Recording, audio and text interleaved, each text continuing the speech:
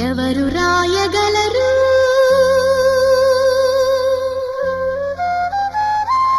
అమ్మాను మాట కన్న కమ్మని కావ్యం ఎవరు పాడగలరు